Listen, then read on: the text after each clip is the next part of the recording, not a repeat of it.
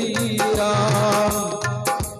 నీ స్వాస్థ్యము నైతినయ్యా సర్వకాలము నీతో నిండుటకై నేనేలా భయపడుతును సర్వకాలం నీతో నిండుటకై నేనేలా భయపడుతును ఆశ్చర్యమైన సహాయకుడా యేసయ్యా లెక్కలేని అద్భుతాలు చేయువాడా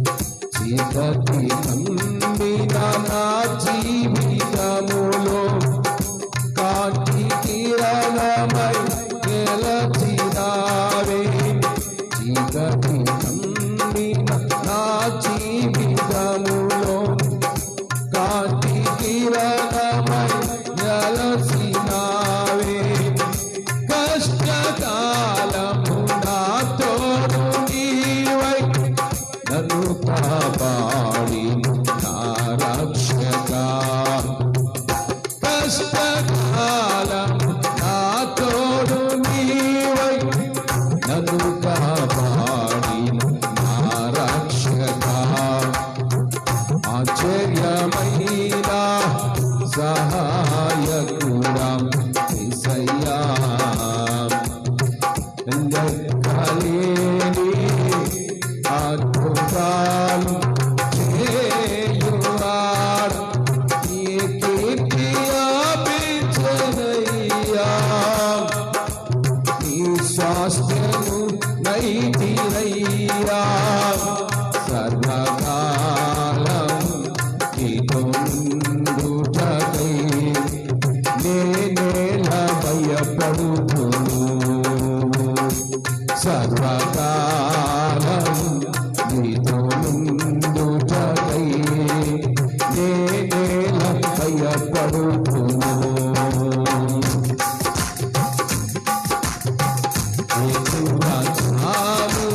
నీ కృపతో నింపి నీ కౌగిలిలో దాచినాడు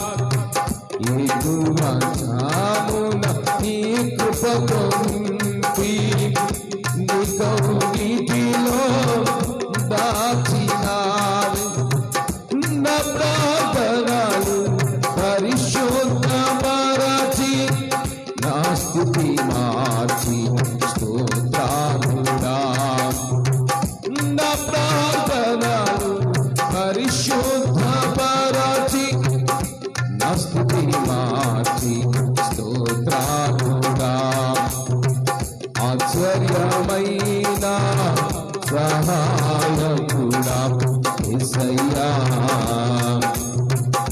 లెక్కలేని అద్భుతాలు చేయువాడా నీ కీర్తి వ్యాపించెనయ్యా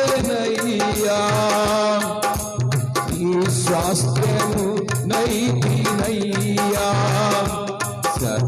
సర్వకాలము నీతో నిండుటకై నేనేలా భయపడుతును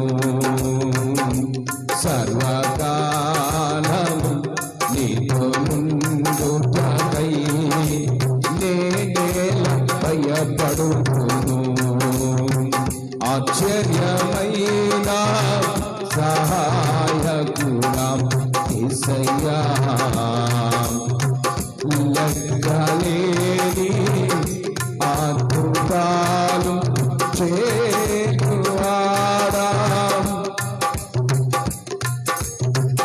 ఏదియు లేనట్టి శూన్య స్థితిలో అన్నియు నీవు పిలిచినావే ఏదియు లేనట్టి శూన్య స్థితిలో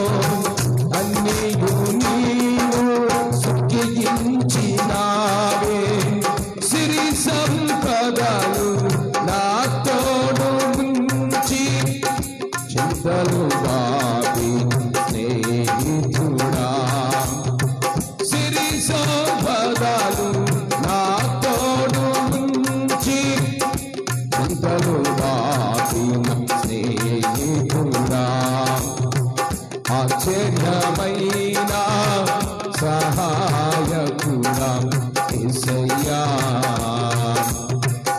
లెక్కలేని అద్భుతాలు చేయువాడా, నీ కీర్తి వ్యాపించెనయ్యా,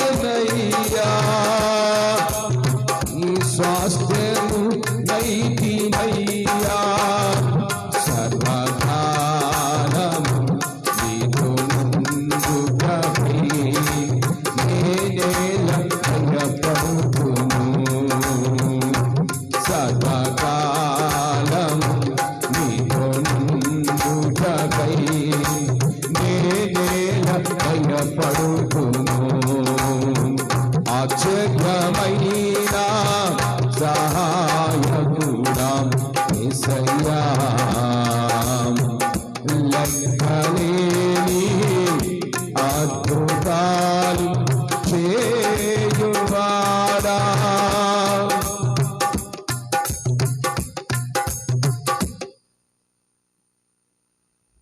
మనమందరూ చేతులు బయట గట్టిగా పెద్దగా చెప్దాం, అందరం చెప్దాం హల్లెలూయా. ముందుకు రమ్మ, కాళ్ళు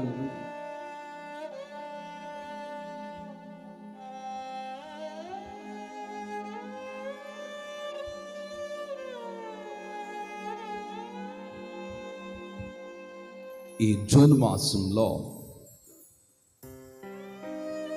చివరి ఆదివారపు ఆరాధనకి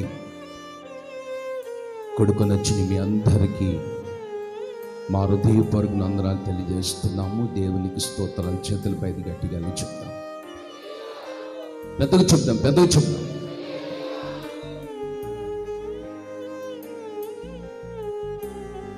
బైబిల్లో ఒక చిన్న వాక్యాన్ని చదువుకున్నాం. పరిశుద్ధ గ్రంథాన్ని ఎవరు కూడా బండల మీద పెట్టద్దు, భూమి మీద పెట్టద్దు, మీ అరిచేతుల్లో పెట్టుకోండి. ఎవరు కూడా పరిశుద్ధ గ్రంథాన్ని కింద మాత్రం పెట్టద్దు, మీ అరిచేతుల్లో పెట్టుకోండి. ఒక చిన్న వాక్యాన్ని చదువుకుందాం. ద్వితీయోపదేశ కాండము 4వ అధ్యాయం.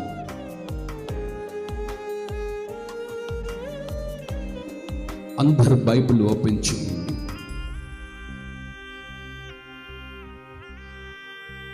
ద్వితీయోపదేశ కాండము 4వ అధ్యాయం 9వ వచనము చదవండి.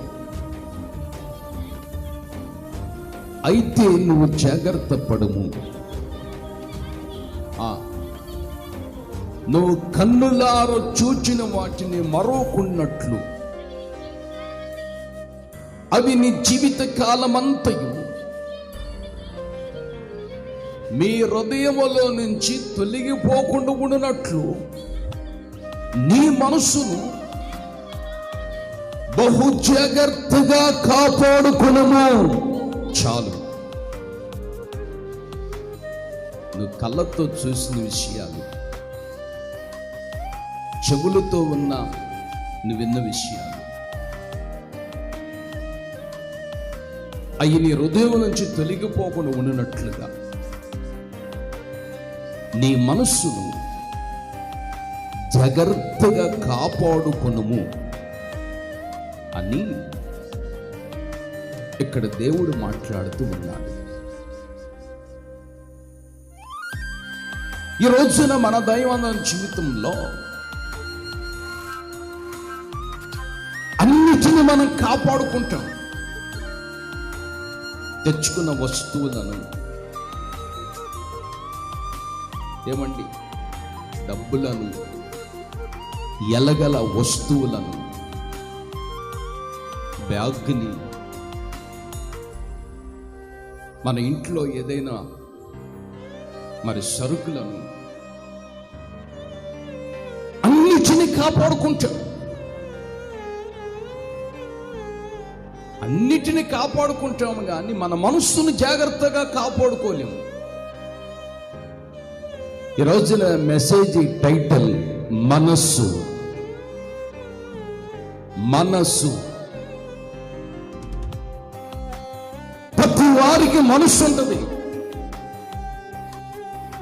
మనస్సు లేకపోతే మనిషి బ్రతకలేడు.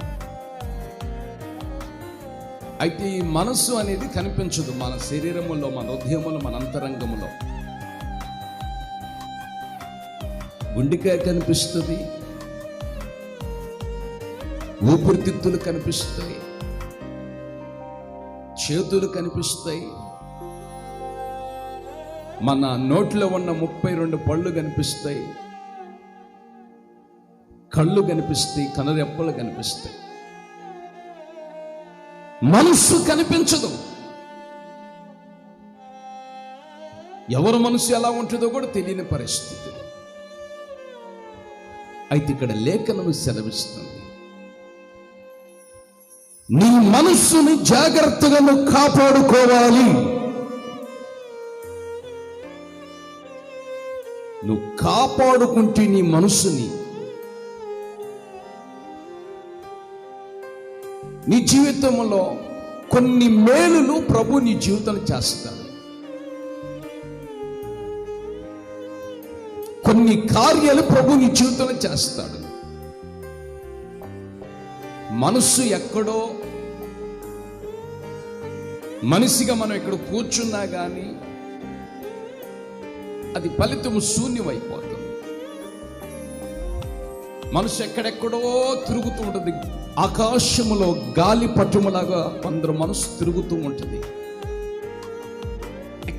ఎక్కడికి వెళ్ళిపోద్దో తెలియదు, ఎటు వెళ్ళిపోద్దో తెలియదు. ఆలోచించండి, దానికి టికెట్ అవసరం లేదు, దానికి నడిచే పని లేదు, దానికి పెట్రోల్ అవసరం లేదు, ఏం అవసరం లేదు, ఎటు వెళ్ళిపోద్ది కూడా తెలియదు. అయితే వాక్యం సెలవిస్తుంది, నీ మనసుని రోజును జాగ్రత్తగా కాపాడుకుంటే నీ జీవిత గమ్యము శైలి మార్చబడుతుంది. చెప్పడగొచ్చు. ఆమేన్. హల్లెలూయా, హల్లెలూయా. నీ పరిస్థితులు మార్చబడతాయి. అసలు ఎందుకు మనసుని జాగ్రత్తగా ప్రభు కాపాడుకోమన్నాడు? డబ్బును కాపాడుకోకపోయినా పెద్ద ప్రాబ్లం లేదు, మనం కలిగి ఉన్న వస్తువులను కాపాడుకోకపోయినా పెద్ద ప్రాబ్లం లేదు. ఏమండి? లేదు, బహుశా ఆరోగ్యాన్ని కాపాడుకోకపోయినా పెద్ద ప్రాబ్లం లేదు.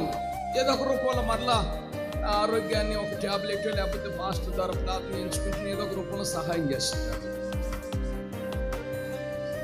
ఇక్కడ వాక్యం సెలవిస్తుంది, నీ మనసును జాగ్రత్తగా కాపాడుకో.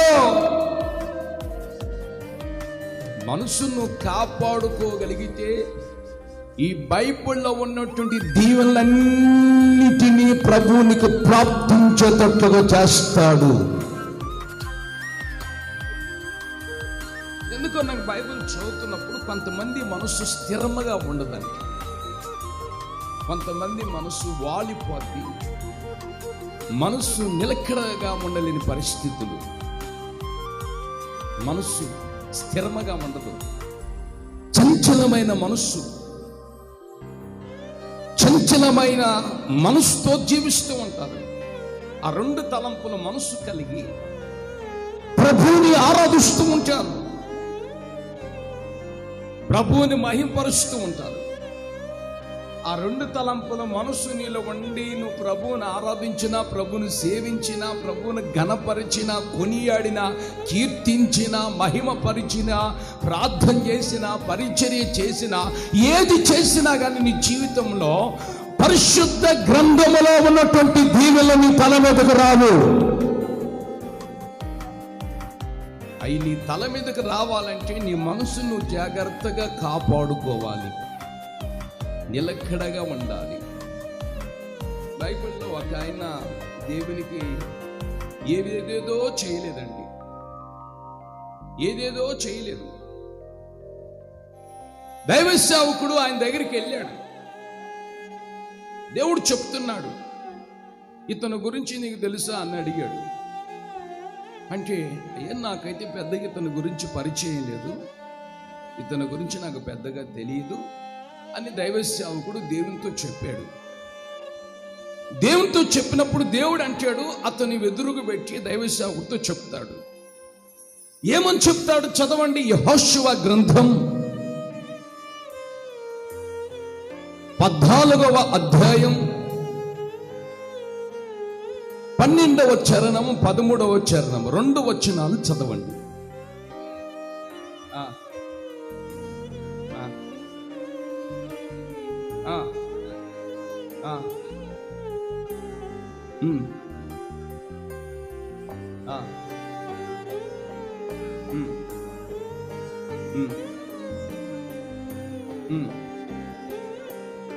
వినండి. యెఫున్నె కుమారుడైన కాలేబు ఇశ్రాయేలు దేవుడని యెహోవాను నిండు మనసుతో అనుసరించిన వాడు గనుక యెహోషువ అతను దీవించి అతనికి హెబ్రోనుని స్వాస్థ్యముగా ఇచ్చెను. చెప్పనగొట్టు. ఆమేన్, హల్లెలూయా. చూశారండి,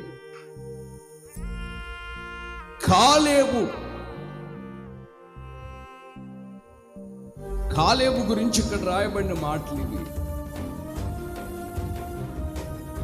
కాలేబు అంట యెహోవాను నిండు మనసుతో అనుసరించి ఉన్నాడు. నిండు మనసు ఆరాధన చేస్తున్న నిండు మనసుతో ఆరాధన చేస్తూ ఉండేవాడు. ప్రార్థన చేస్తున్న నిండు మనసుతో ప్రార్థన చేస్తూ ఉండేవాడు. సాక్ష్యం చెప్తున్న నిండు మనసుతో సాక్ష్యం చెప్తూ ఉండేవాడు. దైవ సేవకుడితో మాట్లాడుతున్న నిండు మనసుతో మాట్లాడేవాడు. బయట ఒకటి లోపల ఒకటి పెట్టుకోలేదు ఆయన. వినండి, బయట ఒకటి లోపల ఒకటి పెట్టుకోలేదు. కాలేబు యెహోషువ కాలేబును దీవిస్తున్నాడు. కారణం ఏమిటంటే కాలేబు యెహోవాను నిండు మనసుతో ఆరాధించినవాడు. ఆమేన్. మరి ఈ రోజున కాలేబు వలె మనం నిండు మనసుతో దేవుణ్ణి ఆరాధిస్తున్నామా? ఏమండి, మనసు ఎక్కడో వెళ్ళిపోతుంది, ఎటు వెళ్ళిపోతుందో తెలియట్లేదు, పరుగులు తీస్తుంది, దొరకటం లేదు. చేపైనా దొరికితే నీళ్ళ చేపైనా, తప్పించుకున్న పామైనా ఎతికి ఎతికి పట్టుకుంటే దొరికిద్ది, జింక పిల్లని పరిగెత్తితే దొరికిద్ది. మనసు దొరకటం లేదు, మనసు ఎక్కడో ఉంది. ఆలోచించండి, నీ 5 అడుగులు ఎత్తు నువ్వు ఉన్నావు, లేకపోతే 6 అడుగులు ఎత్తున్నా, 70 కేజీలు 80 కేజీలు బరువు ఉన్నావు. ఈ 70 కేజీల బరువును పట్టుకోదు అది. ఏమండి, అపవాది 70 కేజీల బరువును పట్టుకోదు. 5.5 అడుగులు ఎత్తున్నట్టు మనిషిని పట్టుకోదు. పట్టుకునేది ఏంటంటే, నీలో అపవాది పట్టుకునేది ఏమిటంటే నీ మనసును పట్టుకుంటుంది. నీ మనసును పట్టుకుంటే నిన్ను 70 కేజీలు అన్నా, 5.5 ఎత్తున్నా, 6.5 ఎత్తున్నా, ఇటు తిరగమంటాడు, తిరుగుతావు. అంతిక మనసు వాడి చేతులకి వెళ్ళిపోయిందంటే ఎట్లా తిప్పమంటే అలా తిరిగిపోతావు. నువ్వు తిరగనే అనవు నువ్వు. ఇక్కడ వాక్యం సెలవిస్తుంది, కాలేబు మనస్సు యెహోవాను నిండు మనసుతో ఆరాధించినవాడు, అనుసరించినవాడు. మరి ఈరోజు నువ్వు నిండు మనసుతో దేవుని ఆరాధిస్తున్నావా? నిండు మనసుతో దేవుని అనుసరిస్తున్నావా? ఏమండి, గమనించండి. మళ్ళీ మనం పరీక్షించుకుందాం, మళ్ళీ మనం పరిశీలన చేసుకుందాం. మనసు ఎటో వెళ్ళిపోతుంది, మనకు చెప్పకుండా వెళ్ళిపోతుంది. ఎందుకు నువ్వు కాలేబు వలె నిండు మనసుతో దేవుని ఆరాధించలేదంటే 2 మనసుల్ని కొన్నాయి.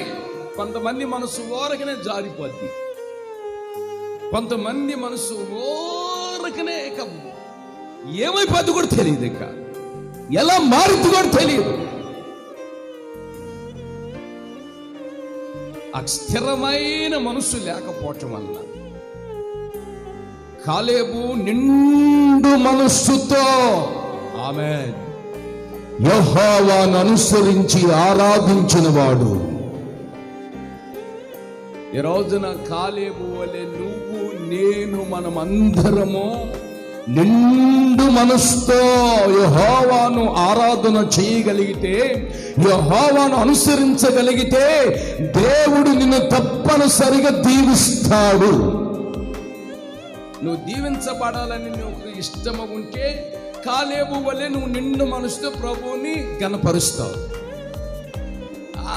నాకెందుకులని దేవుని దీవెన, నాకంత అవసరమా? నా శక్తి చేత, నా బలం చేత, నా తెలివి చేత, నా జ్ఞానము చేత, నా ఆలోచన చేత నేను కాస్తో కూస్తో సంపాదించుకుంటున్నాను.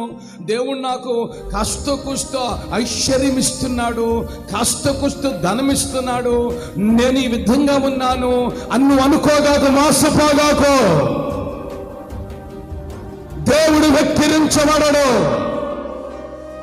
ఆలోచించి, దేవుడు ఎప్పటికి ఎక్కిరించబడడు. మోసపోగాకు.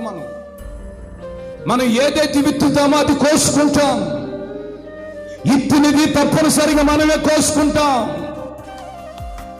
ఎవరో కాదండి కోసుకునేది, మనమే కోసుకుంటాం. ఏదైతే విత్తుతామో అది మనం తప్పనిసరిగా కోసుకుంటామండి. ఆలోచించేయండి. ఇక్కడ లేఖనం సెలవిస్తుంది. ఏమని సెలవిస్తుందంటే, యెహోవాను నిండు మనసుతో అనుసరించిన వాడు దీవించబడ్డాడు. ఎవరైనా? కాలేబు. ఆమేన్. గట్టిగా చెప్పాలి, పెద్దగా చెప్పాలి. హల్లెలూయా. మరి ఈ రోజున నువ్వు ఎలా దేవుని అనుసరిస్తున్నావు? నిండు మనసుతో ప్రభువుని ఆరాధిస్తున్నావా? ఆలోచించిన. నిండు మనసుతో ప్రభువును నువ్వు సేవిస్తున్నావా? కామ నా దగ్గరికి వచ్చింది. ఏ పాస్టర్ గారు, నేను వ్యాపారం చేసుకుంటున్నాను అంది. వ్యాపారం వల్ల ఆశీర్వాదం లేదు, దీవెన వచ్చేటట్లుగా ప్రార్థన చేయండి. నేను ప్రార్థన చేస్తున్నా, ప్రభువా వ్యాపారం దీవించబడాలని ఈ అక్కగారు కోరుకుంటున్నారు, వ్యాపారం దీవెనకరంగా మార్చండి అని నేను ప్రార్థన చేస్తున్నా. ఎందుకంటే కష్టపడి వ్యాపారం చేసుకుంటున్న మనిషి కదా. వ్యాపారంలో దీవెన లేకపోతే, పొలాల్లో దీవెన లేకపోతే, ఆరోగ్య విషయంలో దీవెన లేకపోతే, నడిపించబడుతున్న నడిపింపులో దీవెన లేకపోతే ఆ జీవితాలు ఎలా ఉంటాయో మీకు చెప్పని అవసరం లేదు. ఇంకా ప్రార్థన చేస్తుంది, ప్రభు నాకు చూపించాడు. వినండి, ఏంటి ప్రభు ఏమి దీవించమని ప్రార్థన చేయమంటే, నీకు వ్యాపారంలో దీవెన లేదంటే ప్రార్థన చేస్తుంది. ఒక రోజున అలా వెళ్తున్న సమయంలో ఆమె గృహములో, ఆమె నివసించేటువంటి స్థలములో ఒక ముసలామను పెట్టుకొని ఒక వీణ ఒకటి తీసుకొని సోది చెప్పించుకుంటుంది. ఆమె చేయి చాపి, నాకు పరిస్థితి ఏంది చెప్పండి అని సోది చెప్పించుకుంటుంది. అంటే ఒక మనసు ఏమో యేసయ్యకి ఇచ్చింది, రెండో మనసు ఏమో సోది చెప్పి ఆమెకి ఇచ్చుకుంది. నాకు చాలా దుఃఖం అనిపించి కళ్ళమ్మ నీళ్ళు వచ్చింది. ఇలాంటి వాళ్ళు కూడా ఉన్నారా లోకంలో? వాక్యం ఏమని సెలవిస్తుంది? ఉంటే వెచ్చగానే ఉండు, లేకపోతే చల్లగానే ఉండు. నీ ఇష్టం తిరుగో, నీ నోడొద్దన్నాడు. లోకల్ని ఇష్టం వచ్చినట్టు తిరుగు, ఒళ్ళంతరా కొట్టుకో. నీ ఇష్టం వచ్చినట్లు చేసుకుని నిన్ను ఎవడైనా పలకరిస్తాడా? ఓపుకున్న సేపు తిరుగు. వయసు ఉన్నప్పుడు ఏమీ అర్థం కాదు, కళ్ళు కనిపిస్తున్నప్పుడు అర్థం కావు. ఆమెకు రెండు మనసులు ఉన్నాయి కాబట్టి ఆమె తల మీద ఉన్న బుట్ట తొలగిపోలేదు, ఆ తల మీద వచ్చే ఆశీర్వాదం రాలేదు, ఆ దీవెన రాలేదండి. ఆ కుటుంబ పరిస్థితి, భర్త ఏమో 2 కాళ్ళు ఇరిగి ఇంట్లో కూర్చుంటాడు, రోజు ఆయన్ని పోషిస్తూ ఉండాలి. ఎట్లా అంటే ఇక దీవించబడేది? నీ జీవితం దీవెనకరంగా ఎలా మార్చబడుతుంది? ఇక్కడ కాలేబుకు 2 మనసులు లేవు,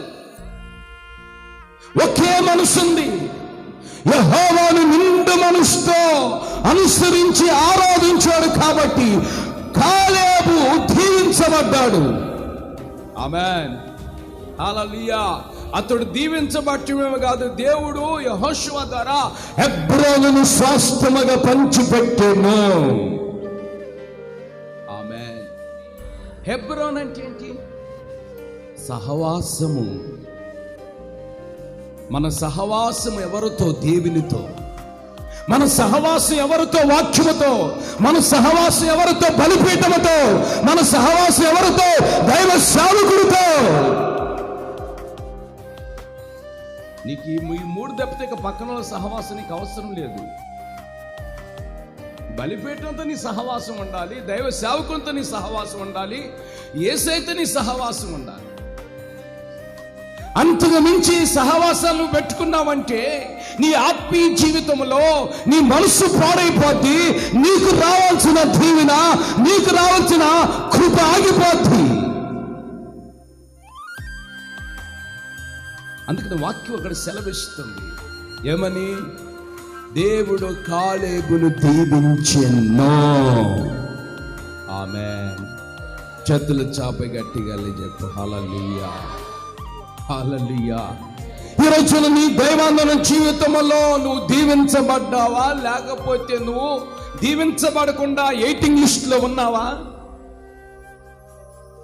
ఏమండి, కొంతమంది వెయిటింగ్ లిస్ట్ లో ఉంటారు. అటు దీవించబడరు, ఇటు శపించబడరు, ఆగిపోతారు, మధ్యలో ఆగిపోతారు. అటు వెనకన్నా వెళ్ళరు, ఇటు ముందుకన్నా వెళ్ళరు, మధ్యలో ఆగిపోతారు. ఇక్కడ వెయిటింగ్ లిస్ట్ లో ఉంటారు, వెయిటింగ్ లో ఉంటారు. అంటే ఆలస్యం, ఇంకా ఆలస్యం, ఆలస్యం అయిపోతా ఉంది.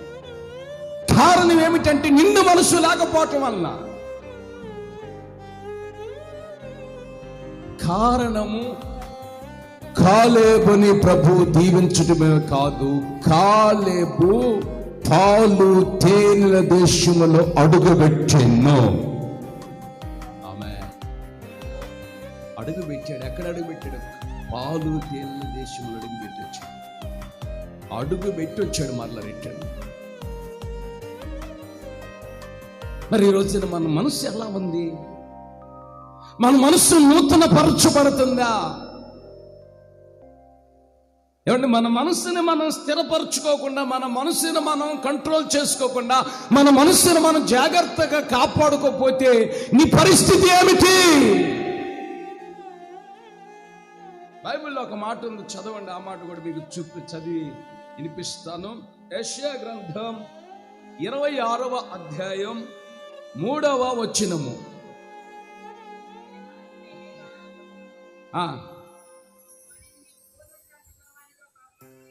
చేతుల బయటికి గట్టిగా చెప్పు, మరలా చదవండి. బాగినాను. ఎవని మనస్సు నీ మీద ఆనుకునేను. అమ్మా చివరి ఇక్కడ అమ్మ ముందుకు వచ్చేసేయండి, అమ్మ ముందుకు వచ్చేసేయండి, ముందుకు రండి. ఎవని మనస్సు నీ మీద ఆనుకునేను వానిని నువ్వు పూర్ణ శాంతి గలవానిగా కాపాడుదువు. ఆమేన్, హల్లెలూయా. గట్టిగా చెప్పాలి హల్లెలూయా. ఎవరి మనసు యేసయ్య మీద ఆనుకుంటుందో వినాలి. మన మనసు దేని మీద? కొంతమంది మనసు దేని మీద ఆనుకుంటుంది? మీరు చెప్పండి. కొంతమంది మనసు దేని మీద ఆనుకుంటుంది? మీరే చెప్పాలి. కొంతమంది మనస్సు దేని మీద ఆనుకుంటుంది? కొంతమంది మనసు అంతా లోకం మీద ఆనుకుంటుంది. కొంతమంది మనసు దేని మీద ఆనుకుంటుంది? తిండి మీద. కొంతమంది మనసు దేని మీద ఆనుకుంటుంది? చెడ్డ కార్యాల మీద. మనసు అంతా చెడ్డ కార్యాల మీదనే ఆనుకుంటుంది పోయి, ఈ మనసు పోయి దాని మీద ఆనుకుంటుంది అంతే. ఇంకా గమనించండి, నీ మనసు దేని మీద ఆనుకోవాలి? ఏమండి, నీ మనస్సుని దేని మీద ఆనుకునేటట్లుగా నువ్వు చేసుకోవాలి. చెప్పండి, కొంతమంది మనసు, వినండి, బైబిల్లో కొంతమంది మనస్సు ఉంది, వాళ్ళ మనస్సు దేని మీద ఆనుకుంది. ఇప్పుడు బైబిల్లో ఒక చిన్న విషయం నేను మీకు జ్ఞాపకం చేస్తాను. 2 కొరింథీయులకు రాసిన పత్రిక, దైవజనుడు పౌలు గారు రాసిన పత్రిక 11వ అధ్యాయం చదవండి. అవ్వ ఉంది బైబిల్లో, ఆమె పేరు అవ్వ.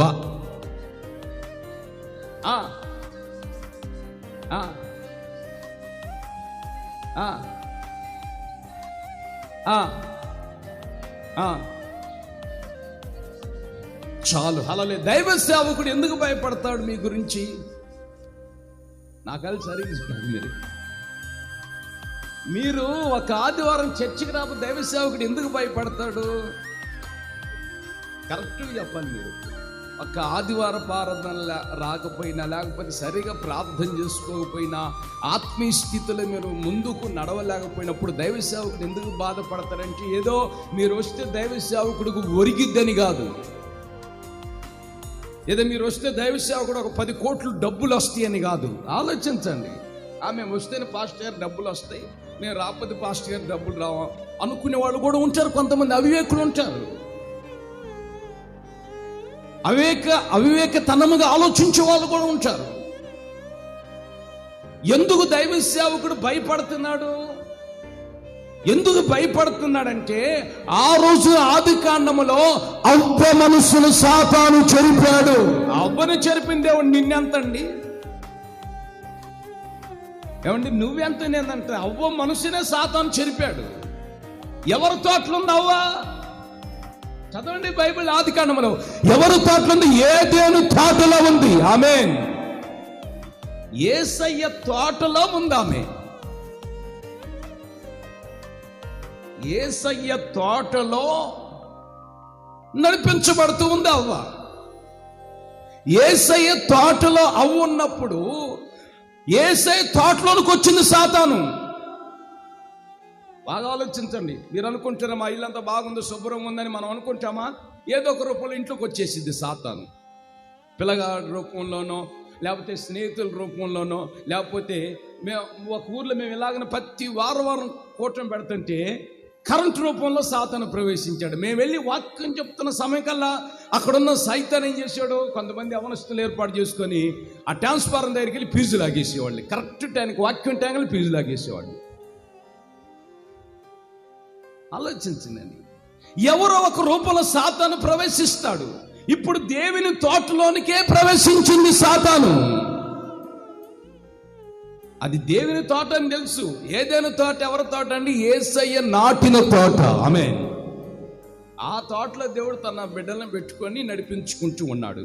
ఇప్పుడు ఈ తోటలోనికి సాతాను ఎందుకు ప్రవేశించింది? మీరు చెప్పండి, ఎందుకు ప్రవేశించిందండి? మీరు చెప్పాలి, ఎందుకు ప్రవేశించింది? అవ్వని మనస్సును చెరపటానికి. ఆమేన్. అవ్వ పట్ల దేవునికున్న ప్రణాళికను పూర్తిగా నిర్మూలన చేయడానికి. నీ పట్ల నా పట్ల దేవుని గొప్ప ప్రణాళిక ఉందండి. ఏనండి, నీ పట్ల నా పట్ల మనందరి పట్ల దేవుని గొప్ప ప్రణాళిక ఉంది. ఈ ప్రణాళికను సాతాను ఏదో ఒక రూపంలో పాడు చేయాలంటే వాడేం చేస్తాడు? ప్రవేశిస్తాడు. సంఘాలకు ప్రవేశిస్తాడు, విశ్వాసుల జీవితాలను ప్రవేశిస్తాడు. ఏదో ఒక రూపంలో వాడు ప్రవేశిస్తాడు. ప్రవేశించినాడు మౌనంగా ఉంటాడా? అక్కడ అవ్వ దగ్గరికి వెళ్ళి ఏం చేశాడు? అవ్వ మనసును చెరిపోను. ఆమె గుండెకాయని ఏమని చెరిపాడా? ఆమె కాళ్ళని చెరిపాడా? ఆమె నడుముకి నొప్పును కలుగు చేశాడా? ఆమె బలహీనతలు పెట్టాడా? బలహీనతలు పెట్టలేదు, ఏమి జరపలేదు. మనసునే చెరిపోను. ఆమేన్. మనసును చెరిపిన కాబట్టి అవ్వ మనసు పాడైపోయింది. అది ఆ మనసు పూర్తిగా పాడైపోయింది. ఇక వాక్యం మీద మనసు లేదు, ప్రార్థన మీద మనసు లేదు, దేవుని మీద ధ్యాస లేదు. ఏమండి, దేవుని మీద ధ్యాస లేదు, మోకరించే అనుభూతి లేదు, స్తుతించే అనుభూతి లేదు. ఏంది బాబు, ఏంది అట్లా అయిపోయావు, ఏందమ్మా ఇలా అయిపోయావు అంటే అది చేసుకోవచ్చులండి, తర్వాత చూద్దామనండి. ఏదో నా మనసు కొంచెం కలవనంగా ఉందండి, నా మనసు కొంచెం ఆందోళనగా ఉందండి, నా మనసు కొంచెం భయంగా ఉందండి, నాకు అర్థం కావట్లేదని చెప్పాడు ఎంతమంది లేరు? ఆమేన్. అయితే అవ్వ మనసును సాతాను చెరిపాడు కాబట్టి నువ్వు నేను అవ్వ కంటే గొప్ప వాళ్ళమేమి కాదు. మనం అనుకున్నాం మనం మంచిగా ఉన్నాం అనుకున్నాం. మనం మనస్సు మీద సాతాను ఆయుధాన్ని ప్రయోగిస్తున్నాడు. అయితే ఈ రోజున నువ్వు నేను మనం అందరం కాపాడబడాలంటే నీ మనస్సు యెహోవాను ఆనుకొనుగాక. కొట్టు ఆమేన్. ఎవని మనస్సు యెహోవా మీద ఆనుకును వానిని దేవుడు పూర్ణ శాంతి గలవానిగా కాపాడతాడు. ఆమేన్. నువ్వు నేను కాపాడబడతాం. అది అగ్నిగుండమైన, చెరైనా, కరోనా వైరస్ అయినా, తెగులైనా, బాధ అయినా, దుఃఖమైనా, మరణకరమైన రోగాలైనా, మరణకరమైన ఇబ్బందులు, పరిస్థితులు నిన్ను ఆవరించిన చేదు అనుభవాలు నువ్వు నేను నడిపించబడుతున్నా. ఎలాంటి పరిస్థితులనైనా నీ మనసు యెహోవాను ఆనుకుంది కాబట్టి దేవుడు నిన్ను పూర్ణ శాంతి గలవానిగా కాపాడుతాడు.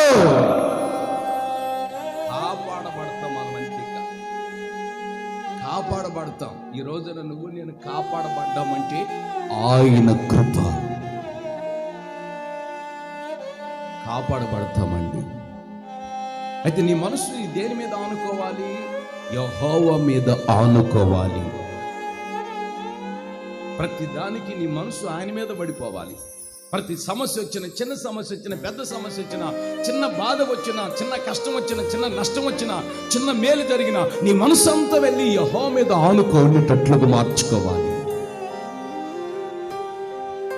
మన మనసు యెహోవా మీద ఆనుకోవాలి. కొంతమంది ఆనుడు పెట్టుకుంటారు, కొంతమంది కూర్చోలేక ఆనుడు పెట్టుకుంటారు, కొంతమంది తల కింద దిండును ఆనుడు పెట్టుకుంటారు. ఏమండి, కొంతమంది మనస్సును ఆనుడుగా పెట్టుకుంటారు.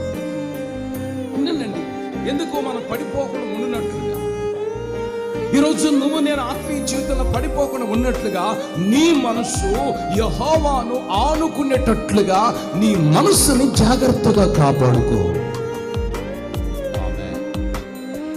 అందుకే మనస్సు చెరుపుతాడు సాతాను. ఏది చెరపడాడు, నీ మనస్సునే గాయపరుస్తాడు, నీ మనసుని బలహీనపరుస్తాడు. కనుక నీ మనసుని చాలా కంట్రోల్లో పెట్టుకోవాలి. కంట్రోల్లో పెట్టుకోలేదా?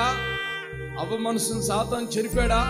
అవ్వకి ఏం కలుగు చేశాడు? దుఃఖాన్ని, బాధని ప్రభువు కలుగు చేశాడు. మిగిలింది శేషం దుఃఖము, బాధ. మరి ఈరోజు నీ మనసు దేనిని ఆనుకుంటుంది? నీ మనసు ఎలా ఉంది? ఈ రోజున మనం అందరం కాపాడబడాలంటే రానున్న దినాల్లో కూడా నీ మనస్సు యెహోవాను ఆనుకునుగాక. ఆమేన్ చెప్పు, పెద్దగా చెప్పు. హల్లెలూయా. మనస్సు గురించి దేవుడు సాక్ష్యం ఇస్తున్నాడు. బైబిల్లో అబ్రహాం ఉన్నాడు. ఎవరండి? అబ్రహాం అనేటువంటి భక్తుడు ఉన్నాడు. ఈయన మనస్సు గురించి దేవుడు సాక్ష్యం ఇస్తున్నాడు. ఈయనకు రెండు మనసులు ఉన్నాయని దేవుడు చెప్పలేదు. జారిపోయే మనసు ఉందని దేవుడు చెప్పలేదు. కొంతమందికి జారిపోయే స్వభావం, మనసు ఎంతగా జారిపోద్ది. లోకాన్ని చూడగానే, డబ్బును చూడగానే, ఏమంటే పాపాన్ని చూడగానే, చెడ్డ కార్యాలు చూడగానే, చెడ్డ ఆలోచనలు ఇలాంటివి రాగానే వెంటనే జారిపోతారు. అంతేకాదు తప్పించుకొని పారిపోయినట్టుగా జారిపోతారు. చిన్న చిన్న విషయాలు కూడా బలహీనమైపోతూ ఉంటారు. అబ్రహాం మనసు ఎలాంటిది? చదవండి నెహెమ్యా గ్రంథం 9వ అధ్యాయం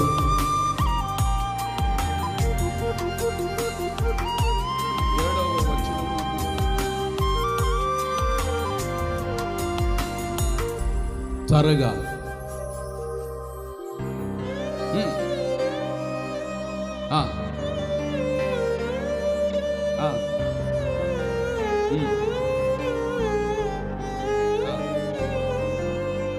చూసారా, అతడు నమ్మకమైన మనస్సు కలిగిన వాడు. ఆయన చేసుకునే వ్యాపారం ఏంటంటే అంతకు మట్టి పాత్రలు అమ్ముకుంటూ ఉండేవాడు. మట్టి బొమ్మలను తయారు చేసి గ్రామము వీధి వెళ్ళి వాటిని సేల్స్ చేసుకుంటూ ఉండేవాడు, వ్యాపారం చేసుకుంటూ ఉండేవాడు. దేవుళ్ళనికి వచ్చాడు. ఆమేన్. దేవుడు అతన్ని పిలుచుకుంటే దేవుళ్ళనికి వచ్చాడు. అతని మునుపు లోకములో ఉన్నాడు. లోకం నుంచి దేవుడు అతన్ని వేరు చేశాడు. హల్లెలూయా. వేరు చేశాడు దేవుడు. దేవుళ్ళనికి వచ్చాడు. ఇప్పుడు దేవుళ్ళకి వచ్చిన తర్వాత అబ్రహాం ఎలా ఉన్నాడు? 2 మనసులతో ఉన్నాడా? ఏమండి? 2 నాటకాలు వేస్తున్నాడా?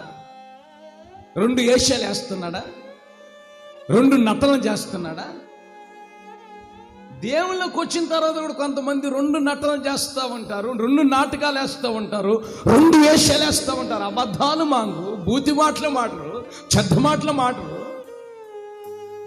అవి మనకు అంత అవసరం అంటావా?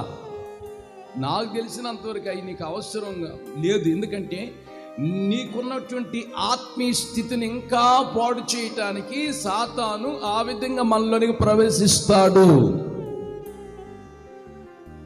ఆమేన్.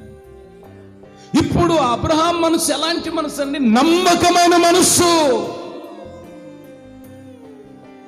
తన మనస్సు ఎలాంటి మనసు అంటే నమ్మకమైన మనస్సు కలిగిన వాడు అబ్రహాము. ఆమేన్. మరి నీ మనస్సు గురించి నువ్వు అలాంటి సాక్ష్యం ఇవ్వగలుగుతావు ఈరోజు? నీ మనస్సు గురించి నువ్వు అలాంటి సాక్ష్యం ఇవ్వగలుగుతావా? నీ గుండెల మీద చేతులు పెట్టుకొని నా మనస్సు కూడా అబ్రహాం మనసు వల్ల నమ్మకమైన మనసు నువ్వు చెప్పగలుగుతావా? నీ 4 గోడల మధ్యలో ఉన్నంతసేపు మన మనసు దేవుని మీదనే ఉంటుంది. ఆమేన్. వాక్యం మీదనే ఉంటుంది. హల్లెలూయా. ప్రార్థన మీదనే ఉంటుంది. హల్లెలూయా. దేవుని సన్నిధి నడిపింపు మీదనే ఉంటుంది. హల్లెలూయా. దైవ సేవకుల మీదనే ఉంటుంది. హల్లెలూయా. ఈ 4 గోడల మధ్య నుంచి నువ్వు దాటి వెళ్ళు. ఈ 4 గోడలు దాటి మందిరం ఆవరణలో నువ్వు బయటికెళ్ళు. నీ మనసు పరు విధాలుగా నేను శోధిస్తా ఉంటుంది. మనసు ఎక్కడో వెళ్ళిపోద్ది, ఎక్కడెక్కడో ఉండిపోద్ది. మనసు జారిపోతూ ఉంటుంది. మంచి బట్టలు కట్టుకున్న వాళ్ళని చూస్తారు ఒక్కొక్కళ్ళు, ఆ ఏషాలు వేసుకుంటామంటారు. ఏమండి? ఒక్కొక్కళ్ళు మాట్లాడుతూ ఉంటారు, రప్పును తప్పుగా మాట్లాడుతుంటారు. వీళ్ళు కూడా ఏం చేస్తారు? వాళ్ళకి నేను మాట్లాడాలి, రప్పును తప్పుగా ఉంటారు. అట్టడకపోతే లోకంలో మనకి ఎట్లా కుదిరిద్దే? చూడండి, చిన్నపిల్లలు అయితే తల్లిదండ్రులు చూసి వాళ్ళు నేర్చుకుంటారు. మనం ఏం చేస్తున్నాము? లోకస్తులను చూసి కొన్ని నేర్చుకుంటున్నాం. ఆమేన్. హల్లెలూయా. చేతులు బయటికి అడిగాలి చెప్పాలి. దేవుని బిడ్డను చూసి లోకస్తులు నేర్చుకోవాలి, కానీ లోకస్తులను చూసి దేవుని బిడ్డ నేర్చుకుంటుంది. లోకస్తులను చూసి దేవుని బిడ్డ వాళ్ళ నేర్చుకున్నారు. వాళ్ళు అలా ఉన్నారా? మనం కూడా ఎలా ఉంటే బాగుంటుంది. వాళ్ళు అలా మాట్లాడారా? మనం కూడా అలా మాట్లాడితే బాగుంటుంది. ఏమండి? ఇక లోకస్తులకి నీకు తేడా ఏమిటండి? ఏమీ తేడలేదు. ఆమేన్. హల్లెలూయా. ఒక ప్రత్యేకత నీలో కనిపించాలి. నీళ్ళు కనిపించాలి. ఇక్కడ వాక్యం చెప్తుంది, అబ్రహాము ఎలాంటి వాడు? నమ్మకమైన మనస్సు కలిగిన వాడు. కొట్టు చప్పట్లో. తన మనస్సులో ఆవేశము గాని, కోపము గాని, కుళ్ళు గాని, మచ్చ గాని, 2 మనసులు గాని లేవు. ఒక స్థిరమైన మనస్సు కలిగిన భక్తుడు అబ్రహాము. అలాంటి మనస్సు దేవుడు ఏమని చెప్తున్నాడు? అబ్రహాము నమ్మకమైన మనస్సు కలిగిన వాడిని వెరిగి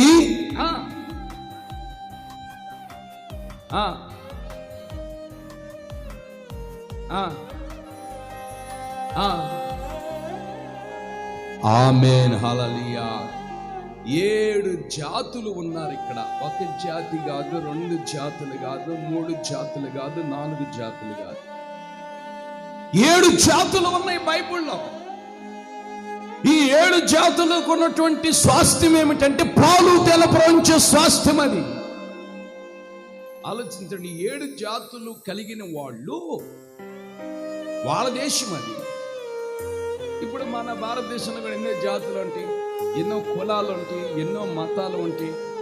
కులాలు చెప్పుకున్నాడు కొంతమంది, ఎక్కువ కులం చెప్పుకుంటే మమ్మల్ని బాగా చూస్తారని చెప్పుకున్నాడు కొంతమంది ఉన్నట్టుగా చెప్పుకునేవాళ్ళు కొంతమంది ఇంకొక స్టేట్లోకి వెళ్తే ఆ కులం అని చెప్పుకున్నాడు కొంతమంది మాది అది కాదు ఇది కాదు 2 అని చెప్పుకునేవాళ్ళు కొంతమంది. నాకు అర్థం కావట్లేదు. ఎక్కువ చెప్పుకుంటేవాడు నేను తక్కువ చూస్తాడా, లేకపోతే తక్కువ చెప్పుకుంటే నేను ఎక్కువ చూస్తాడా?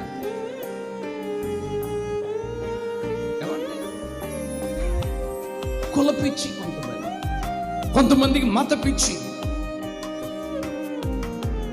ఎందుకు మనం అట్లా దేవుడు ఇచ్చినటువంటి అనేక ప్రాంతాలు మనం సేవ చేస్తున్నప్పుడు ఏమండి మీది ఏం కులం అండి, మతం అండి అంటే మాది కులం లేదు మతం లేదని చెప్తా.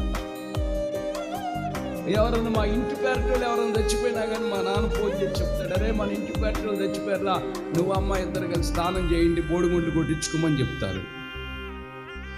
నేను ఆ రోజు స్నానం చేయను, బోడిగుండు కూడా కొట్టించుకోను. అసలు ఇంటి పేరట ఏరుంది మాకు? ఏసేలకు వచ్చిన తర్వాత మనకు కులమేడుంది, మతమేడుంది? కులపిచ్చి ఎందుకు? ఆలోచించేయండి. లోపల రమ్మ ముందు కాలం లోపల. కొంతమంది అంటారు, పాస్టర్ గారు మా కులాన్ని చంపించిన వాళ్ళే సంబంధాలు మాట్లాడను. నిన్ను కోసిన అదే రక్తం, నన్ను కోసిన అదే రక్తం, నీకు అదే ప్రాణం, నాకు అదే ప్రాణం. ఏం లేదు, మానవులు పెట్టుకున్నారు ఇదంతా లోకరీత్యా జరగటానికి. ఆమేన్. నువ్వు ఎక్కువగా చెప్పుకున్నా నిన్ను చెప్పుకొని నీకు ప్రయోజనం లేదు, తక్కువ చెప్పుకొని నీకు ప్రయోజనం లేదు. యేసు రక్తం చేత మనం అందరం కడగబడ్డాం కాబట్టి యేసయ్య యూదా గోత్రపు సింహము కొట్టు చప్పట్లు. ఆమేన్. గట్టిగా చెప్ప. హల్లెలూయా. దేవునికి స్తుతి కలుగునుగాక. ఆమేన్. ఏమున్నామండి, మాకేముంది, ఎవరు పెట్టినాను మాకు పొలపిచ్చి మీకు చేయలేము. చాలా మాకు ముందుగా ధైర్యం చెప్తారు, మీకు అది ఉండదు, అది మాకు ఉండదు. ఎవరైనా ప్రేమిస్తారు. చూడండి, మీరు గమనించండి, ఇక్కడ 7 జాతులు కలిగిన వారిని అబ్రాహాము సంతానానికి ఇస్తానని ప్రభు నిబంధన చేశాడు. ఈ 7 జాతులు కలిగిన వారిని వెళ్ళగొట్టాడు దేవుడు. పాలు తేనె ప్రవహించే దేశాన్ని ఇశ్రాయేలు ప్రజలకు ఇస్తానన్నాడు. నిబంధన. అబ్రహాము నమ్మకమైన మనస్సు కలిగిన వాడు. ఆమేన్, ఆమేన్, ఆమేన్. హల్లెలూయా. దేవునికి స్తోత్రం. హల్లెలూయా. నమ్మకమైన మనసు. ఈ రోజున అబ్రహాము వలె నువ్వు కూడా నమ్మకమైన మనసు కలిగి ఉంటే దేవుడు నిన్ను గురించి సాక్ష్యం ఇస్తాడు. నీకు రావాల్సినటువంటి ఆ పాలు తేనె ప్రవహించే దేశానికి ప్రభు నిన్ను తీసుకొని వెళ్తాడు. శత్రువుని ఎల్లగొడతాడు ప్రభు. నమ్మకమైన మనసు అండి. నమ్మాలి నిన్ను దేవుడు కూడా. ఈ మనిషిని 10 మంది తాగుబోతుల మధ్యలో పంపించినా తాక్కుని ఉంటాడు, నా మీద మనసు అనుకుందని దేవుడు చెప్పాలి సాక్ష్యం. ఏమండి, 10 మంది సాడీలు చెప్పేవాళ్ళ మధ్యలో పంపించినా కానీ నమ్మకంగానే ఉంచాడు, సాడీలు కూడా చెప్పలేడు అని. అలాంటి మనసు ఈ అబ్రహాము జీవితంలో ఉంది. ఏమండి? మరి ఈ రోజున నీ మనసు నువ్వు జాగ్రత్తగా పెట్టుకుంటున్నావా? డబ్బులు జాగ్రత్తగా పెట్టుకున్నావు, బట్టలు జాగ్రత్తగా పెట్టుకున్నావు, ఏమన్నా వండుకున్న కూరలను జాగ్రత్త పెట్టుకున్నావు, తిండిని జాగ్రత్త పెట్టుకున్నావు, అన్నిటిని జాగ్రత్త పెట్టుకున్నాను. మనసుని జాగ్రత్త పెట్టుకుంటున్నావా? నీ మనసు ఎలా ఉంది? నీ మనసు మారితే నీ ఆలోచన మారుతాయి కనుక నీ మనసు నమ్మకముగా ఎక్కడ వేసినా కానీ దేవుని మీద నా మనసు ఉందని దేవుడు నిన్ను గురించి సాక్ష్యం ఇవ్వాలి. అందుకని అబ్రహాం మనసు నమ్మకమైన మనసు కలిగిన వాడు. ఏ మనసు కలిగిన వాడండి? దేవుని మీద నమ్మకమైన మనసు కలిగిన వాడు. ఆమె గట్టిగా చెప్పాలి, పెద్దగా చెప్పాలి. యోబు గ్రంథం దయించాలి త్వరగా ముగిస్తున్నాను. 11వ అధ్యాయం 13వ చరణం.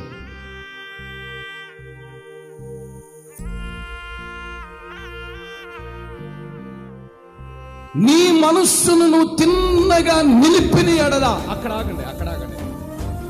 నీ మనస్సును తిన్నగా నిలిపిన ఎడల, దేని మీద నీ మనస్సు నిలపాలి? మనస్సుని నిలుపుకోవాలి. కొంతమంది మనస్సు నిలుపుకోలేదు. ఆలోచించండి, మనస్సు నిలుపుకోలేదు. ఎటు వెళ్ళిపోతే తెలియదు. చెప్పాను ప్రారంభంలో మీకు పద్ధతులన్నీ బోధించాడు కదా దేవుడు. మనస్సు ఎటు వెళ్ళిపోతే తెలియదు. నీ మనస్సుని వినండి, నీ మనస్సుని దేవుని మీద తిన్నగా నిలుపుకోవాలి. మనసుని నిలుపుకోకపోతే నువ్వేం బాగుపడతావు, నేనేం బాగుపడతా. ఏమండి? ఇక్కడ వాక్యం చెప్తుంది, నీ మనస్సును దేవుని మీద తిన్నగా నిలుపుకున్నట్లయితే, చదవద్దు మీరు, కింద ఉంది ఒక మాట, నిశ్చయముగా నీ దుర్దశను మరిచేదవు. కొట్టు చప్పట్లు కొట్టు. ఈ యొక్క జూన్ మాసముల చివరి ఆదివారపు ఆరాధనలో పరిశుద్ధాత్మ దేవుడు సూటిగా తేటగా స్వరమెక్తి ఘనమెక్తి ఆయన ఆర్భాటముతో నీతో నాతో మాట్లాడుతున్నాడు. నీ మనసును దేవునితో నిలుపుకున్నట్లయితే నిత్యముగా నీ దుర్దశను మరిచెదవు.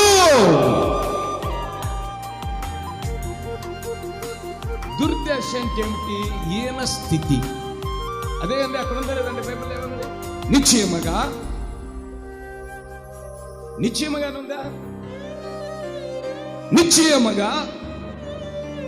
నీ దుర్దశను మరిచేదవు. ఆమేన్. దుర్దశ అంటే మీరు చెప్పండి. ఈయన స్థితి, దరిద్రత్వ స్థితి, పేదరికమనే స్థితి, లేవిడని స్థితి. కొంతమంది లేవిడిలో ఉంటారు పాపం, చూస్తే పేదరికంలో ఉంటారు కొంతమంది. అంటే డబ్బు పూర్వకంగా కాదు. ఆలోచించండి, డబ్బు ఇప్పుడు అందరికీ ఉందండి, తిండి అందరికీ ఉందండి. ఎక్కడే ఉందండి? ఎక్కడ బిర్యానీలు చేస్తున్నారు, ఎక్కడ ఫంక్షన్ అంటే అక్కడ ఫోన్ చేసుకుని వెళ్ళిపోతున్నారు. ఒక 100 రూపాయలు పడి సాయంత్రకాలం బిర్యానీ ప్యాకెట్ ఇంట్లోకి వస్తుంది. తిండికి ఎవడు దరిద్రుడు? ఇప్పుడు అందరూ తింటున్నారు. ఆలోచించండి, అందరూ తిన్నారు. ఇప్పుడు తిండి విషయంలో దరిద్రత కాదు. ఇక్కడ ఏమని చెప్తున్నాడు? నిశ్చయముగా నువ్వు దుర్దశను మరిచేదు. అంటే కొంతమంది ఆత్మ సంబంధముగా ఆత్మీయతలో దరిద్రత పట్టింది కొంతమందికి. ఏంటంటే కేంద్ర దరిద్రత పట్టిందని పెద్దలు అంటూ ఉంటారు చూడండి. వాళ్ళకి దరిద్రత నెత్తిన కూర్చొని, పెద్దమ్మ నెత్తిన కూర్చొని ఇక వాళ్ళు ప్రార్థన చేసుకోరు, ఆరాధన చేసుకోరు, స్తోత్రం అని చెప్పరు, అల్లి అని చెప్పరు, యేసు రక్తంతో కడగబడరు, బాప్తిస్మం తీసుకోరు, పరిశుద్ధాత్మను పొందరు, నమ్మకంగా బ్రతకరు, సాక్షిగా జీవించరు. నెత్తిన పెద్దమ్మ కూర్చోడు. దరిద్రంగా నెత్తిన పెద్దమ్మ కూర్చొని, నెత్తిన వచ్చి పొలిమేర దేవత వచ్చి కూర్చుంటుంది. పొలిమేర దేవత పొలిమేరలో తిరుగుతామంటే పట్టుకుంటే, పొలిమేరలలో కొన్ని దేవతలను సైతాన్ని వదులుతాడు. అవి పొలిమేరలోనే తిరుగుతూ ఉంటాయి. వీళ్ళు చూడక ఏం చేస్తారు? పొలిమేరలోనికి వెళ్ళి తిరుగుతారు. పొలిమేర దేవతలు నెత్తును వచ్చి కూర్చుంటే, ఆ నెత్తును కూర్చుంటే, ఆ పెద్దమ్మ వచ్చి కూర్చుంటే ఇక దరిద్రతే దరిద్రత. ఒకసారి నాకు తెలియకలేదండి, ప్రాంతంలో సేవ చేస్తున్నప్పుడు నాకు అప్పుడు ఎంత 22 సంవత్సరాలు. ఇక్కడే కృష్ణా జిల్లా తిరువూరు దగ్గర కొత్త సేవ పంపించారు. నాకంత ప్రార్థన రాదు, అంత పాట పాడలేను, అంత వాక్యం చెప్పలేను, అదే చెప్పలేను, స్తోత్రం చెప్పలేను. ఆ ఊరి బయట పెద్ద చెట్టు ఒకటి ఉంది, మర్రి వృక్షము. ఆ మర్రి వృక్షము ఆలోచించండి, చాలా ఒక 20 సెంట్ల స్థలాన్ని ఆక్రమించింది ఆ మర్రి వృక్షమే. ఆ ఊరోళ్ళు అప్పుడప్పుడు చెప్పు, మాకు సైకిల్ అండి, బైకులు కాదు, ఆటోలు కాదు, కార్లు కాదు, సైకిల్ మీద ఎంతో సేవ చేస్తూ ఉన్నాం. మేము ఉన్నటువంటి ఆ స్థలానికి, వినండి, మేము ఉన్నటువంటి అద్దెంటికి ఆ స్థలానికి అదిగో ఎదురు కనిపించే డాబంతా. ఆ ఊరోళ్ళు చెప్పుకుంటారు, ఆ చెట్టు దగ్గరికి వెళ్ళాడా వాడికి ఆ రోజు ఏదో ఒకటి జరిగింది. నెత్తిని పెద్దమ్మ కూర్చున్నట్టే అంట అనుకుంటూ ఉండేవాళ్ళు. నేను ఒక్కడిని వెళ్ళా, ఇద్దరం వెళ్ళాలి కదండి, ఏదైనా ఒక్కళ్ళు వెళ్ళకూడదండి. ఒక స్థలంలోకి మనం వెళ్తున్నామంటే ఇద్దరికి వెళ్ళాలి. హల్లెలూయా, చేతుల పైకి గట్టిగా చెప్పాలి హల్లెలూయా. నువ్వు వదిలేమా, భార్యను వదిలేమా, నేను ఒక్కదాన్ని వెళ్తాను అన్నావా, నీ పని అయిపోయినట్టే. కొంతమంది భార్యను తీసుకున్నారు ప్రెస్టేజ్ క్వశ్చన్ కోసం, నువ్వు వద్దులే నేను అక్కడ, వీళ్ళ పని అయిపోయినట్టే. భార్య జాగ్రత్త పడాలి, భర్త జాగ్రత్త పడాలి, ఇద్దరు ఒకే స్థలానికి వెళ్ళాలి, ఇద్దరు మళ్ళీ కలిసి రావాలి. మేము సేవకులకు మాకు కొద్ది పొద్దుపై మా అమ్మటి పొట్టువన్నో లేకపోతే చిన్నవాడిని పట్టుకుని వెళ్తూ ఉంటాం, కాపుదల కోసం. అది ఏదో మనం దొంగతనం చేస్తామని కదా, కాపుదల కోసం. నేను ఆ రోజు నా ఏమంటే బొడ్డోళ్ళేడు పాస్టర్ గారు పని చేసుకుంటుంటే కరెక్ట్గా 11:30 గంటలప్పుడు ఆ చెట్టు దగ్గరికి వెళ్ళి కొంచెంసేపు కూర్చోవద్దాం, ప్రశాంతమైన గాలి వాతావరణం వస్తుందని, ఇంత కాలం కరెంటు పోయిందని ఆ దీపం చిన్నగా చెట్టు దగ్గరికి 10 నిమిషాలు కూర్చొని వచ్చేసేసి ఇలాంటి జరిగింది. అప్పుడు నన్ను ఆవరించిన పొలిమేర దేవత. పొలిమేర దేవత ఆవరించింది, నెత్తి మీద కూర్చుంది, పెద్దమ్మ వచ్చింది. పొలిమేర దేవత ఆవరించిన తర్వాత నేను శుభ్రంగా నిద్రపోతుంటే ఒకటే కలవరిస్తున్నా అంటున్నా కానీ బాట్లేదు పొలిమేర దేవత. అప్పుడు పాస్టర్ గారు ప్రార్థన చేసి అభిషేకించబడి నా తల మీద చేతులు పెట్టి గట్టిగా ప్రార్థన చేస్తే ఆ పొలిమేర దేవత బయటకు వచ్చి మాట్లాడింది. అప్పుడు వదిలిపోయింది. కొంతమందికి దేవతలు పడతాయి, పొలిమేర దేవతలు. అందం అనే దేవత, తిండి అనే దేవత, సోకనే దేవత, కుడుకనే దేవత, బూతి మాటలనే దేవత పడతాయి. ఎందుకంటే పొలిమేరలో నడుస్తూ ఉంటారు. ఈ బడితే అంత సామాన్యంగా వదులుతాయా? కొంతమంది దేయాలను వదలగొట్టాలంటే చాడ తీసుకొస్తారు, చీపురు తీసుకొస్తారు, చెప్పు తీసుకొస్తారు. మన ఈ మధ్య ఒక ఆటోకి చెప్పు కట్టారు, కింద వెనక భాగం చెప్పు కట్టారు ఒక ఆటోకి. పురాతన కాలంలో దేయాలు వదిలేయాలంటే చెప్పులు, చాట్లు, చీపుర్లు ఎన్ని చేస్తూ ఉంటారు. ఇప్పుడు మనకు పట్టినటువంటి దురాత్మల దేయాలు వదిలిపోవాలంటే ఏమండండి, నీ నెత్తిన పెద్దమ్మ కూర్చుంది కాబట్టి నీ జీవితంలో ఆత్మ సంబంధంగా నువ్వు దుర్దశలోకి వెళ్ళిపోయావు, ధనితృప్తిలోకి వెళ్ళిపోయావు. నీ ఆత్మీయ స్థితి మరలా నూతన పరచబడాలంటే ఆమేన్, నీ మనస్సు రూపాంతరము చెందునుగాక. ఆమేన్, గట్టిగా చెప్పు, అద్దెకి చెప్పు. నీ మనస్సు రూపాంతరము చెందాలి. నీ మనసు మంచిదైతే నీ కళ్ళు మంచిగా ఉంటాయి, నీ మనసు మంచిదైతే నీ చెవులు మంచిగా ఉంటాయి, నీ మనసు మంచిదైతే నీ నాలుక మంచిగా ఉంటుంది, నీ మనసు మంచిదైతే నీ గుండెకాయ ఆరోగ్యకరంగా ఉంటుంది, నీ మనసు మంచిదైతే నీ దేహం అంతా మంచిగానే ఉంటుంది. మనసు మంచిది కాలేదనుకో అన్ని చెడిపోయింది. అందుకే పాటలు ఉన్నాయి, మనసున్న మంచి దేవుడా. మంచి పాట అండి. ఈరోజు ఆయన మంచి మనస్సు కలిగిన దేవుడు కాబట్టి నిశ్చయముగా ఆయనందు నువ్వు మనస్సు నిలిపినట్లయితే ఆమేన్, ఆమేన్. ప్రార్థన యందు మనస్సు నిలుపు. ప్రార్థన చేసుకోవాలన్న భయం నీకు లేదా? 14 గంటలు చదివాడు బైబిల్ రోజుకొచ్చి భక్త సింగ్ గారు. 14 గంటలు, 24 గంటలు ఒక రాత్రి పగలైతే 14 గంటల బైబిల్ చదువుతూ ఉండేవాడు ఆయన. గొప్ప దైవ సేవకుడు. 14 గంటలు. మరి ఒక్క గంట నువ్వు బైబిల్ చదువు, 14 గంటలు కదా, 10 నిమిషాలు బైబిల్ చదివాను. కొంతమంది అవసరం వచ్చినప్పుడు గొంతుకు నీళ్ళు తాగినట్టుగా, అవసరం వచ్చినప్పుడు గొంతుకు నీళ్ళు తాగినట్టుగా, అవసరం లాగానే సమస్య వచ్చింది ప్రభా, సమస్య వచ్చిన ఉలిక్కి పడతాము. ఒక్క రోజుకి వచ్చి 14 గంటలు బైబిల్ చదివాడు. నన్ను అసలు బైబిల్ చదువుతున్నావా? నువ్వు బైబిల్ కాదు చదివేది, నువ్వు టీవీని చదువుతావు. ఏం చదువుతావు? చెప్పు. సినిమాలు చదువుతూ ఉంటాం. సినిమా పాటలు, కొంతమంది సెల్ ఫోన్లు కూడా మధ్య లేటెస్ట్గా సినిమా పాటలు కూడా పెట్టేస్తున్నారు. వీళ్ళంత ప్రబుద్ధిలో ఆ పాటలు అమ్మ నీటికి సంపులు అనిపిస్తామండి. మరి ఎక్కడ అర్థం కావట్లేదు. మరి నా యొక్క సెల్ ఫోన్లో సినిమా పాటలు రాకూడదు కదా. నాకు సెల్ ఫోన్ దేవుడిచ్చాడు కదా, నాకు మంచి గృహాన్ని ఇచ్చాడు కదా. దైవ సంబంధమైనటువంటి వీటికే నేను ఉపయోగించాలి. నన్ను ఎక్కడెక్కడ చాలా మంది తెలుసున్నారు, పాస్టర్ గారు సెకండ్ హ్యాండ్ సౌండ్ ఇష్టం ఉంది, మౌతులు కొనుక్కుంటారని అడుగుతారు. సెకండ్ హ్యాండ్ బలిపీఠం తీసుకుంటారని అడుగుతారు. సౌండ్ ఇష్టం సెకండ్ హ్యాండ్ ఉందని వాడుకున్నామంటే మీకు తక్కువ ఇస్తాం, 2 లక్షల సౌండ్ ఇష్టం, ఒక 70,000 60,000 ఇస్తామని అంటారు. నేనేమంటాను తెలుసా? నా దేవుని మాటలో ఏమండి పవిత్రమైనవి కాబట్టి సెకండ్ హ్యాండ్ నేను ఎప్పుడు తీసుకొని కొట్టు చెప్పండి. ఆయన మాటలే రావాలి, దేనికైనా ప్రతిదీ ఆయనకే ఆరంభించాలి. ఆమేన్, హల్లెలూయా. సెకండ్ హ్యాండ్ బైక్ కూడా తీసుకుని, ఎందుకంటే ఆ బైక్ కూడా సెకండ్ హ్యాండ్ ఎక్కడో ఒకటి ఆ సందులోకి ఈ సందులోకి పోయి 4-5 అమ్మాయితో తిరిగి ఆ గుండెలు పెట్టి వచ్చి సెంటర్లో పెడతాడు, రంగేస్తారు బైక్ తీసుకోమంటే.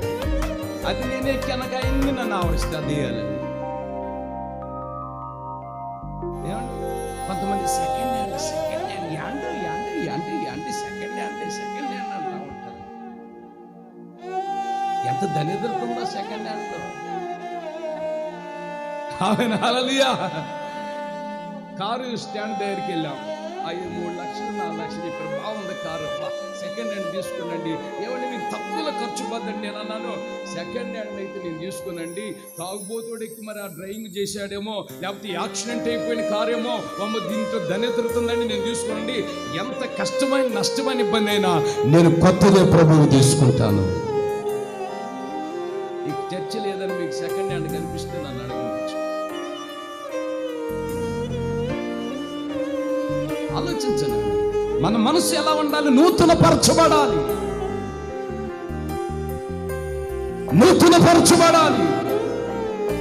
అందుకని వాక్యం ఏం సెలవిస్తుంది? నువ్వు దేవుని యందు జాగ్రత్తగా మనసు నిలిపినట్లయితే నిశ్చయముగా నీ దుర్దశను మరిచెదవు, నీ రోగాలు మరిచెదవు, నీ సమస్యలను దేవుడు మరిచేటట్లు చేస్తాడు.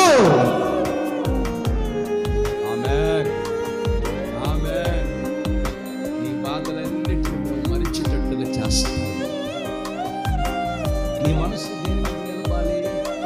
చెప్పా దేని మీద నిలపాలి? వాక్యం మీద నిలుపు బిడ్డ. దైవ సేవకుడి మీద నీ మనసు. నా కోసం దైవ సేవకుడు ప్రార్థన చేస్తాను, నాకు మంచిగా సహాయం ప్రభు అందిస్తాను, నాకు పర్వాలేదని చెప్పలేదు. కనుక నీ మనసు, నువ్వు ఎలా నీ మనసు దేని మీద ఆయన మీద, ఈయన మీద, వాళ్ళ మీద, వీళ్ళ మీద, వాళ్ళ మీద, బంధువుల మీద, రక్త సంబంధం మీద, స్నేహితుల మీద, అన్నదమ్ముల మీద, ఏమంటే వాళ్ళు ఇలా ఉన్నారు, మనం కూడా ఇలా ఉందాం, వాళ్ళు అలా నడుస్తున్నా మనం కూడా నడుద్దాం, వాళ్ళు ఇలాంటివి వేసుకున్నారు నేను కూడా ఇలాంటివి వేసుకుందాం, వాళ్ళు అలా మాట్లాడుతాను నేను కూడా ఇలా మాట్లాడితే బాగుంటుంది అని వాళ్ళని ఇలా బట్టిగాకు. ఏమండి బట్టిగా నేర్చుకోకూడదు. వాళ్ళ వేషాలు నేర్చుకోగలరు. పవిత్రమైన బిడ్డగా మార్చబడు. నీ మనస్సును యెహోవా యందు నిలుపు. నిశ్చయముగా నీ దుర్దశను దేవుడు మరిచేటట్లు చేస్తాడు. నీ ఈన స్థితి తొలగిపోతుంది. నీ దరిద్రత, నిన్ను పట్టిన దరిద్రత తొలగిపోతుంది. నిన్ను పట్టిన పొలిమేర శక్తులు, మత శక్తులు, కుల శక్తులు తొలగిపోతాయి. ఆమేన్. విముక్తి చెందుతావు.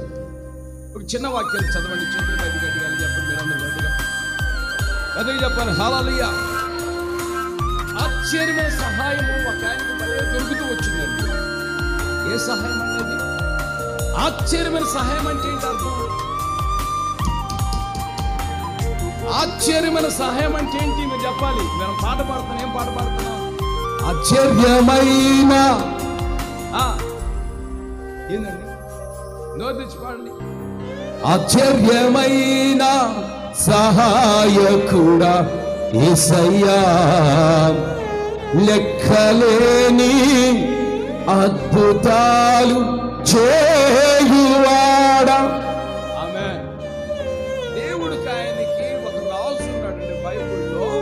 ఆయనకి దేవుడు ఆశ్చర్యమైన సహాయం చేస్తూ వచ్చాడు. అంటే ఆశ్చర్యం అంటే ఏమిటి? దానికి అర్థం చెప్పండి. ఆశ్చర్యం అంటే ఏమిటి? అనుకోకుండా జరిగే దానిని ఆశ్చర్యమైన కార్యం అంటారు. కట్టు చప్పట్ల వచ్చినగా కొట్టు. నువ్వు అనుకోలేదు, నువ్వు ఊహించలేదు, నువ్వు తలంచలేదు, అయినా దేవుడు అనుకోకుండా జరిగించే కార్యాన్ని ఆశ్చర్యమైన కార్యాలు అంటారు. ఆమేన్, ఆమేన్. మనం అనుకోలేదు, ఊహించలేదు, తలంచలేదు, ఇలా వచ్చింది ఇలా పోద్ది అని కూడా తెలియదు. మనం దాన్ని ఆశ్చర్యమైన సహాయం అంటారు. తెలియకుండా దేవుడు చేసే కార్యాలని ఆశ్చర్యమైన సహాయం అంటారు. అలాంటి సహాయం కొన్ని సందర్భాల్లో ప్రభు మనకు అందేటట్లుగా చేస్తాడు. దానికి కష్టపడాల్సిన అవసరం లేదు, దానికి 24 గంటలు ఏమండి కనిపెట్టుకోవాల్సిన అవసరం లేదు, దానికి నువ్వు సాగ తీసుకోవాల్సిన అవసరం లేదు, దానికి ఒళ్ళంతా ఎరగొట్టుకోవాల్సిన అవసరం లేదు, దానికి భజన చేసుకోవాల్సిన అవసరం లేదు, దానికి తాళాలు కొట్టుకోవాల్సిన అవసరం లేదు, దానికి దిగిరా దిగిరా దిగిరా దిగిరా. అప్పుడప్పుడు యేసన్న గారు చెప్తూ ఉంటాడు, ఆశీర్వాదం దిగిరా దిగిరా దిగిరా అని తాళాలు కొట్టుకుంటూ మోగిస్తూ ఉంటాడు. దిగిరా దిగిరా దిగిరి యాడ దిగి వస్తాడు? దేవుడైతే నీకు దిగిరా అంటానికి ఏమండి? దానికి దిగిరా దిగిరావాల్సిన అవసరం లేదు. నీకు తెలియకుండానే దేవుడు నీ గృహంలో, నీ జీవితంలో, నీ కుటుంబ వ్యవస్థలో ఆశ్చర్యమైన సహాయాన్ని ప్రభు నీకు అందిస్తాడు. అలాంటి సహాయం ఆయనకు వచ్చిపడింది. ఆమె సహాయం రాగానే ఎలా అయిపోయాడు చదవండి. ఆ సహాయం రాగానే ఎలా అయిపోయాడు చదవండి. 2వ దినవృత్తాంతములు 26వ అధ్యాయం 16వ వచనం.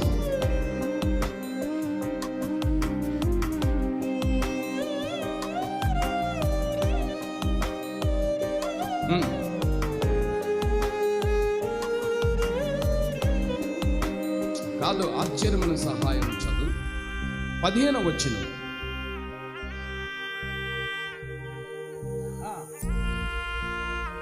ఆమేన్, హల్లెలూయా. ఆశ్చర్యమైన సహాయం అతనికి కలిగింది కాబట్టి అతని కీర్తి ఘోరముగా వ్యాపించింది. ఆమేన్. అతను స్థిరపడేంత వరకు దేవుడు అతనికి ఆశ్చర్యమైన సహాయం చేస్తూనే ఉన్నాడు. స్థిరపడేంత వరకు. చేతులు పైకెత్తి గట్టిగా నిద్రపోయేలందరూ అల్లే చెప్పండి, మేల్కొన్న వాళ్ళందరూ అల్లే చెప్పండి, పెద్దగా చెప్పాలి. అతడు స్థిరపడేంత వరకు ఆశ్చర్యమైన సహాయం. చిన్న విషయం నేను చెప్తున్నాను. నేను పనిచేసేవాడిని కాదు, మీలాగా కష్టపడేవాడిని కాదు. ఒకప్పుడు కష్టపడ్డాం, ఒకప్పుడు పని చేసాం, ఒకప్పుడు నలిగిపోయాం. ఏనండి, ఒకప్పుడు దేవుని నన్ను రాకమునుపు ఎన్ని కష్టాలు, ఎన్ని నష్టాలు నేను చేసినట్టు మీరు చేయలేదు బహుశా. అది చిన్న వయసు. అయితే గమనించండి, కష్టపడ్డాం, శ్రమ పడ్డాం. ఇప్పుడు మీలాగా మేము కష్టపడలేం, మీలాగా మేము చేయలేం. ఏనండి, అయితే ఇక్కడ మందిరం స్థలం కొంటున్నాం. మనం ఈ మందిరం స్థలం కొనేటప్పుడు మనకు సహాయం కావాలి. ఇంచుమించు 20 లక్షల రూపాయల సహాయం. బాగా అర్థం చేసుకోండి. ప్రార్థన చేస్తున్నప్పుడు నాకు ధైర్యం చెడింది. ఎందుకంటే 20 లక్షలు అంటే మనం ఎక్కడ తీసుకొచ్చి అప్పులు తెచ్చినా కానీ వాటిని వడ్డీని కూడా కట్టలేదు. ఇది ఎలా సాధ్యం అని ప్రార్థన చేస్తున్నప్పుడు కొంచెం ధైర్యంతో మాస్టర్ గారు నన్ను ముందుకు నెట్టి నేను కొంచెం ముందుకు వెళ్ళాను. ఎందుకంటే స్త్రీ మాట తీసుకోవటం బైబిల్లో చాలా ప్రాముఖ్యం. బైబిల్ ఉంది, ఏమనుందండి? ఆమె చెప్పు ప్రతి మాటను విను, అబ్రహాముతో, శారా చెప్పు ప్రతి మాటను విను. కొంతమంది నేనే చెప్పేది, ఆడవాళ్ళు తించేతగా తీసేది దయచేసి. నేను నిన్న నా బట్టలే ఉతుక్కుంటే నాకు సొక్కు పుట్టింది 3 రోజుల క్రితం. నా బట్టలే లాల్చీల ప్యాంట్లు ఉతుక్కుంటే నాకు సొక్కు పుట్టింది, చెమట పట్టిపోయింది. ఆడల కష్టం ఏందో నాకు అర్థమైపోయింది, స్త్రీల కష్టం ఏమిటి నాకు అర్థమైపోయింది. మరి నీకు టయానికి అన్నం వండాలన్నా, పిల్లలు సరిగ్గా చూసుకోవాలన్నా, మళ్ళీ నీకు టయానికి అన్నం పెట్టాలన్నా, మళ్ళీ నీకు నీళ్ళు తోడాలన్నా, మళ్ళీ నీ బట్టలు ఉతకాలన్నా, మగవాళ్ళకి అంత కష్టం లేదు. నాకు అనిపించింది పాపం ఆడవాళ్ళు కూడా మాతో సమపాలికులే. ఆమెన్, హల్లెలూయా. చేతులు బయట గట్టిగా చెప్పాలి. ఒక 4 రోజుల క్రితం 1 వారం బట్టలు నేను ఉతుక్కుంటే నాకు చేతులు నొప్పులు వచ్చేసింది. అందుకని ఆడవాళ్ళని కొంతమందిని సింపుల్గా తీసేస్తారు మగవాళ్ళు. వాళ్ళు లేనిదే కుటుంబ వ్యవస్థ లేదు, వాళ్ళు లేనిదే కుటుంబంలో ఆశీర్వాదం లేదు. అల్లే చెప్పాలి గట్టిగా, పెద్దలు చెప్పాలి. హల్లెలూయా, దేవునికి స్తోత్రం. చిన్న చూపు చూస్తూ ఉంటారు కొంతమంది. నేను స్త్రీలను ఎప్పుడు కూడా చిన్న చూపు చూడండి, ఎందుకంటే ఆ కష్టం ఏదో నాకు తెలుసు కాబట్టి. ఇప్పుడు ఉదాహరణగా మనం చూస్తే కొంతమంది పాపం స్త్రీలే నడుము కట్టుకొని కుటుంబానికి మాదిరిగా బాధ్యతగా ఉంటారు. పురుషులు ఏమైనా తాగి తిరుగుతూ ఉంటారు, బాధ్యత ఉండదు. ఏనండి, బాధ్యత ఉండదు, భారం ఉండదు, వదిలేసి గాలికి వదిలేసి తిరుగుతూ ఉంటారు. కనుక స్త్రీని గౌరవించడం నేర్చుకోండి. బాగేనండి, స్త్రీని గౌరవించండి, వాళ్ళ కష్టాన్ని మీరు గుర్తించండి, వాళ్ళ శ్రమని మీరు గుర్తించండి.